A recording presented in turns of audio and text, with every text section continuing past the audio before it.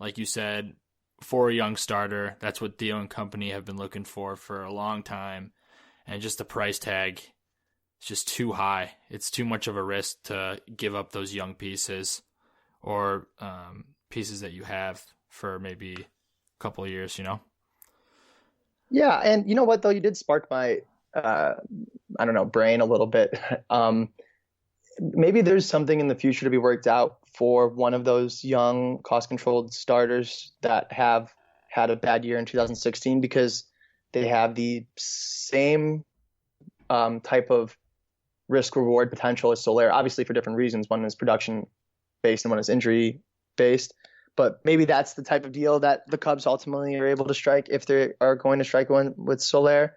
But I agree with you that I don't want them to trade him at his valley, so to speak, of value, because I do think he has a lot of potential, and he's still under control for another 5 years, 4.5 years. So there's plenty of time for him to turn things around, show that he's healthy, and then if the Cubs still feel that they have a surplus of outfielders, they can trade him then.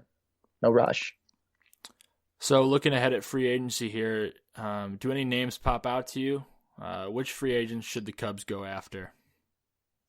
Yeah, a couple names pop out. First and foremost, I think that the Cubs are going to probably go after Kenley Jansen.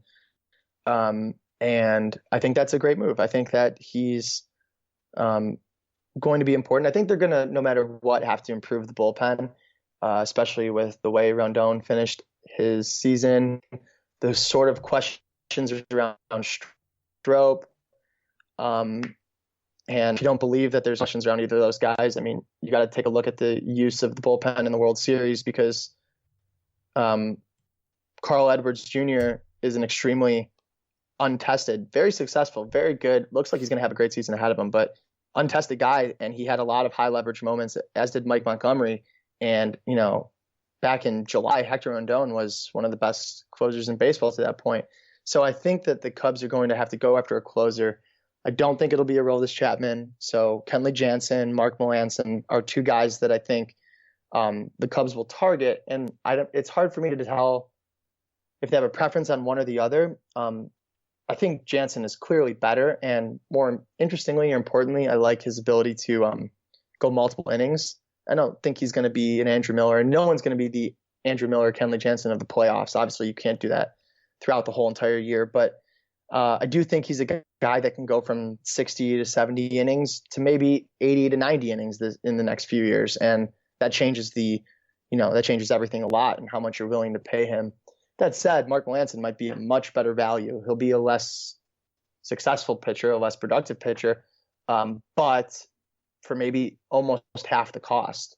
And that's a pretty, enticing deal. And the Cubs have seen him for a long time, having used to be in the division. So he's definitely pretty interesting in terms of value. Other than that, no. There's just not a lot of options. I mean, do you have any other preferences outside of that? There's not many starters I would go after. I don't know. What do you think? Well, of course you want to look for starting pitching, but the options are not great, and you don't want to pay as much as you're going to have to pay for a starting pitcher at this point. The price tag is just going to be too high. I'm with you. I think they look at bullpen guys. Jansen would be really nice. You saw what he did in the postseason. Very impressive. And you can get 2 innings out of him, even though that's not ideal and that's not kind of regular season baseball-esque. You're not going to pitch those guys like you do in the postseason every single day. So bullpen arms make sense. I'm not super high on Melancon, but I would prefer Jansen over him, but definitely bullpen arms. You could always look for positional depth at spots, but I don't know. I don't really see anyone out there who jumps off the page either. So I guess we'll just have to sit back and wait. I have faith in this front office. And it's interesting how you touched on Rondon, because there are a lot of Rondon haters have come out of the woodworks recently. Guys who aren't as confident in his ability. Certainly injuries played a big role in that late in the season. I don't think he was 100% healthy.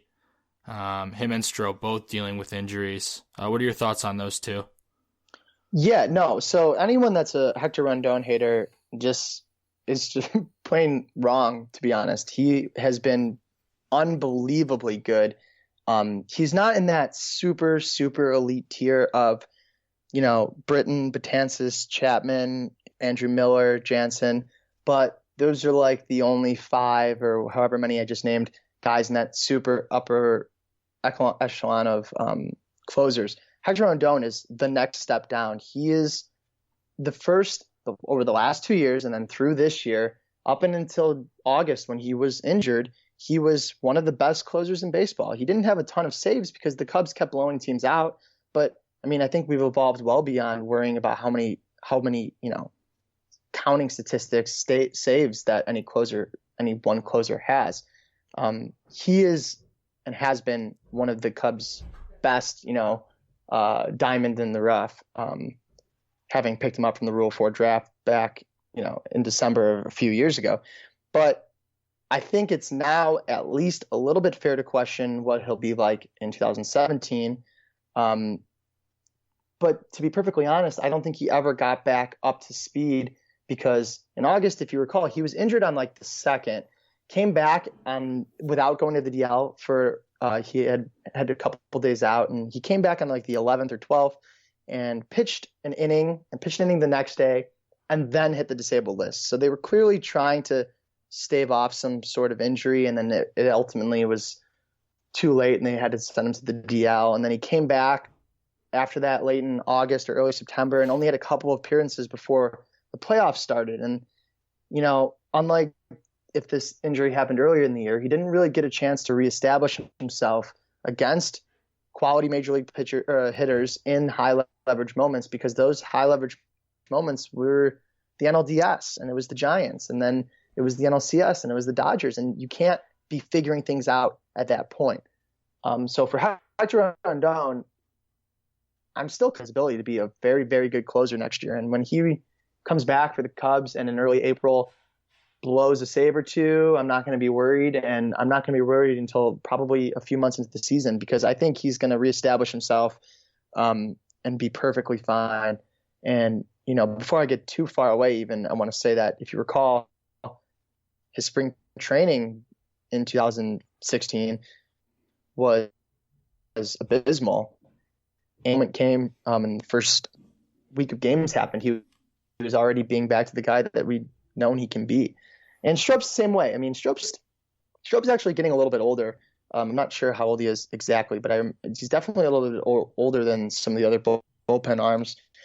But I still think he's a perfectly quality arm.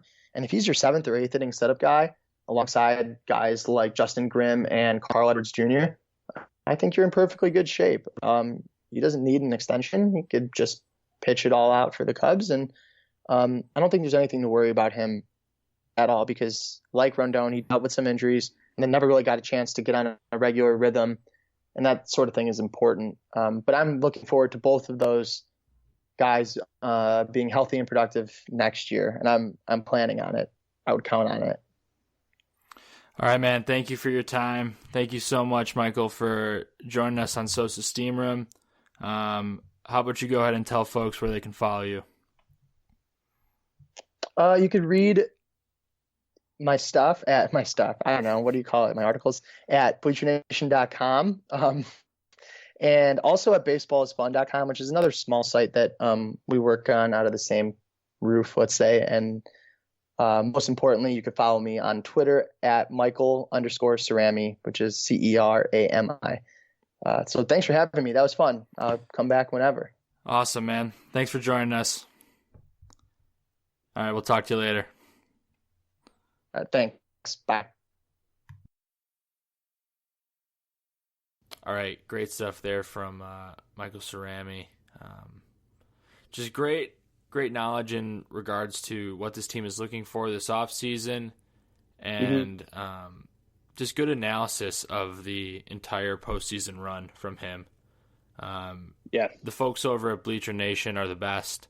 Yeah, I was going to say, if you're a Cubs fan, absolutely read Bleacher Nation. Those guys are on top of everything.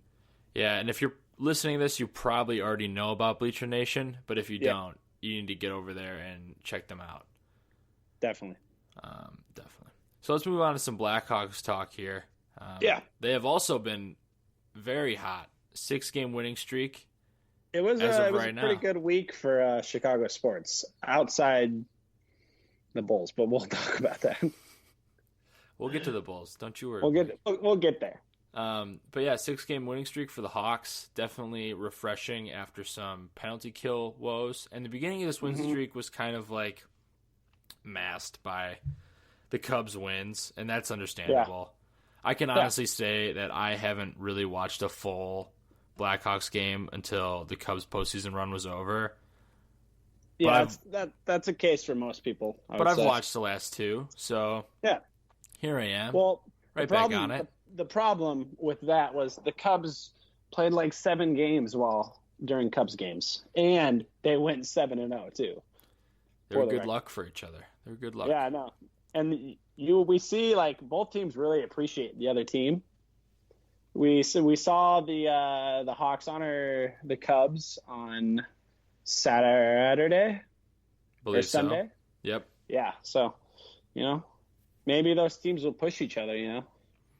Yeah, it's always good when another Chicago team is successful. And other Chicago teams usually take advantage of that, except for the White Sox probably won't in this situation. But Blackhawks are looking really good. Yes. Very good. And the most impressive player, I think, throughout this streak is Corey Crawford. Would you agree with that? Yeah, I mean, he's been under the radar because, all our top 2 lines have been, they're on the top of every stat leaderboard right now, but Corey Crawford has just been unreal. Like he's been the driving force behind this really good start for the Hawks. Yeah, he's been fantastic. And someone who's kind of been another person who's been kind of out of the spotlight a little bit, kind of hiding is Artem Anisimov, but he leads the league in every category as of a couple hours ago. I don't know if that's changed. Yeah, I think Laine scored 3 goals a night. That's right. Another hat trick for him. He's at like 11 now, so he's got like a pretty good cushion. And he's a rookie, by the way. Yeah. He's a rookie. So I could talk for hours about how good that kid is. But it's unexpected from Anisimov. He's a veteran, so you think he can expect his type of production, and it's definitely he's going to come down to earth. Like he's not this type of point producer. Like he is a very good player, don't get me wrong, but he can't sustain this off season. But he's been unreal, and he's making really smart plays right now, and he seems to always be in the right position. But at the same time, like he's first in almost every category. Kane is like second or third in almost every category, and Panarin is like just a couple more people down the list. So this team has been clicking recently. So are you saying, Blake, that this team is good? Is that what you're trying to say? Yeah. Is that what you're getting at? I like this team a lot. I think they're deeper than we initially thought on their forward lines, and I really like this defense. And if Corey Crawford can play like this, like look out. Definitely look out. I just hope they don't. I mean, this necessarily hasn't been a problem for them in the past. I hope they don't overuse Corey Crawford. And I think they've been pretty good with using Darling as well. I just don't want to get to that point in the season where all of a sudden Crawford is just hot garbage because he's overplayed. Yeah. Q has done a pretty good job so far. Most of the time it's been like Darling's been playing the second of back-to-backs, and if there's like big strings of games, it's been like Darling the second or third game of those like weeks of multiple games. So I don't think that's a huge issue, but we could monitor that as the season progresses. Yeah, absolutely. Also, Taves and Kane are playing on the same line now. What are your thoughts about that? I like it. The problem the problem with it when it first happened, you're like, oh, so what? What happens to the second line? But Hossa has just looked fantastic on that